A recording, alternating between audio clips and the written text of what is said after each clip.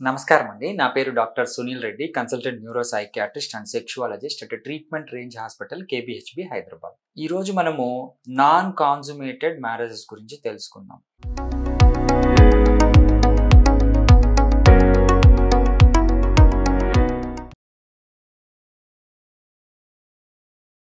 Non కాన్సుమేటెడ్ marriages అంటే marriage అవుతుంది, but వాళ్ళ సెక్షువల్ ఇంటరాక్షన్, సెక్షువల్ యాక్ట్, వాళ్ళ సాంసారిక జీవితము ఇబ్బందుల్లో ఉంటుంది. అంటే వాళ్ళు హ్యాపీగా సెక్షువల్ లైఫ్ని ఎంజాయ్ చేయరు. సో బట్ రిలేషన్షిప్ ఇష్యూస్ అవి వేరే, అవి పర్సనల్ థింగ్స్, ఎమోషనల్ థింగ్స్ అవి పక్కన పెడితే సెక్షువల్గా వీళ్ళు అన్ఇంటిమేటెడ్గా నాన్ కాన్సుమేటెడ్లో ఉంటారు. సో దీనికి కారణాలు ఫస్ట్ డే నుంచి, అంటే ఫస్ట్ నైట్ ఫియర్ ఆబ్వియస్గా చాలా వరకు ఉంటుంది. బట్ మామూలుగా మన సెక్షువాలజీ క్లినిక్స్కి, ఆండ్రాలజీ క్లినిక్స్కి వచ్చే వాళ్ళలో 4 to 17% వరకు ఈ నాన్ కాన్సుమేటెడ్ మ్యారేజెస్ వాళ్ళు వస్తున్నారు. అంటే సెక్షువల్ డిస్ఫంక్షన్సే కాకుండా, అంటే ముందు బాగుంటుంది సెక్షువల్ పర్ఫార్మెన్స్, తర్వాత బాగుండే వాళ్ళు రెగ్యులర్గా వచ్చి ఎరెక్టైల్ డిస్ఫంక్షన్కి, ప్రిమెచ్యూర్ ఎజాకులేషన్స్కి అండ్ కైండ్ ఆఫ్ సెక్షువల్ డిస్ఫంక్షన్కి ట్రీట్మెంట్ తీసుకుంటుంటారు. కానీ స్పెసిఫిక్గా నాన్ కాన్సుమేటెడ్ మ్యారేజ్ అయి ఉంటుంది, బట్ సెక్షువల్ యాక్ట్ ఉండదు, హ్యాపీ లైఫ్ గడపరు. సో వీళ్ళు తక్కువేమీ కాదు, 4 to 17% ఉంది ఇండియన్ సెక్షువాలజీ క్లినిక్స్లో అటెండ్ అయ్యేవాళ్ళు.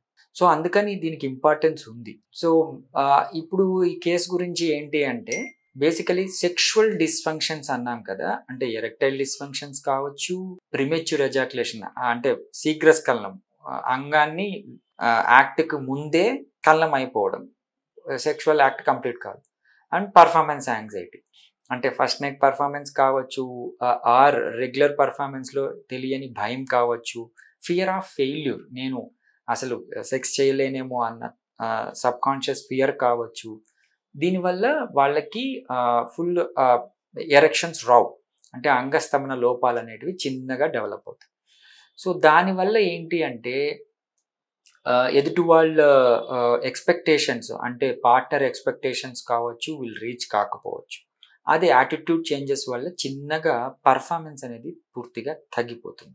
సో దాంతో ఎంకరేజ్మెంట్, నేను ఇప్పుడు అన్నాను కదా, సరిగ్గా మాట్లాడుకోవటము, కమ్యూనికేషను అంతా బాగుంటుంది, ఇద్దరు చాలా ఫ్రెండ్లీగా ఉంటారు ఆఫ్టర్ మ్యారేజ్. ఇవి చిన్న చిన్న విషయాలు కూడా ఎంకరేజ్ చేసుకుంటూ, ఒకరినొకరు ఎంకరేజ్ చేసుకుంటూ, ఈరోజు కాకపోతే రేపు అని చాలా అన్యోన్యంగా ఉంటారు. బట్ సెక్షువల్ యాక్ట్ అప్పుడు ఏంటంటే అంగస్తంభన అనేది రాదు. ఒకవేళ వచ్చినా ఏంటి అంటే త్వరగా ప్రిమెచ్యూర్ అయిపోతూ ఉంటుంది, స్ఖలనం అయిపోతూ ఉంటుంది, ఆర్ పర్ఫార్మెన్స్ యాంగ్జైటీ, ఇంకా డైరెక్ట్ ఎరెక్షన్సే రావు. సో ఇవన్నీ ఏంటంటే సెక్షువల్ డిస్ఫంక్షన్స్. సో దీనివల్ల వాళ్ళు పాపం హ్యాపీ సాంసారిక జీవితాన్ని హ్యాపీగా లీడ్ చేయలేరు. సో దీనికి ఏంటి అంటే యూజువలీ మనం కపుల్ని ఇన్వైట్ చేస్తాము. యాజ్ ఎ కపుల్ మన దగ్గరకు వచ్చినప్పుడు ఇలాంటివన్నీ, అంటే societal issues, family issues, environmental issues కొద్దిగా క్లియర్ చేసుకునేసి, ఈవెన్ పార్ట్నర్ ఇష్యూస్, అంటే రిలేషన్షిప్ ఇష్యూస్, ఆ అమ్మాయి వాళ్ళు ఫియర్లో ఉన్నారా, లేకపోతే ఒకసారి ఇలా జరిగిందా, రిపీటెడ్గా ఇలాగే జరుగుతుందా అని కొన్ని క్లారిటీ తీసుకునేసి అబ్బాయిని పరీక్షించి, అంటే ఫిజికల్ ఎగ్జామినేషన్ కావచ్చు, సింపుల్ హార్మోనల్ టెస్ట్లు కావచ్చు, ఆర్ హిస్టరీ ఏం జరిగింది అని తెలుసుకోవడం, పాతవి ఏమన్నా ఉన్నాయా అని తెలుసుకోవడం కావచ్చు. ఇవన్నీ రెగ్యులర్గా చూసుకునేసి ఏమీ లేకుండా వీళ్ళకి న్యాచురల్ వేలో ట్రీట్మెంట్ ఇవ్వడం అనేది జరుగుతుంది. అందులో నేను స్పెసిఫిక్గా ప్రిఫర్ చేసేది ఏంటి అంటే ఈ షాక్ వేవ్ థెరపీ.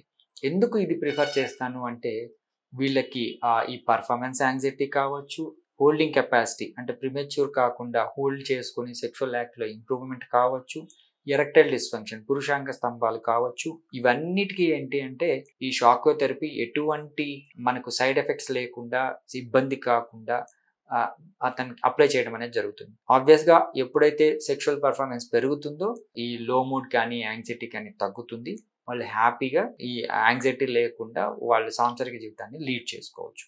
దీన్ని యూజ్ చేసుకోగలరు. Thank you.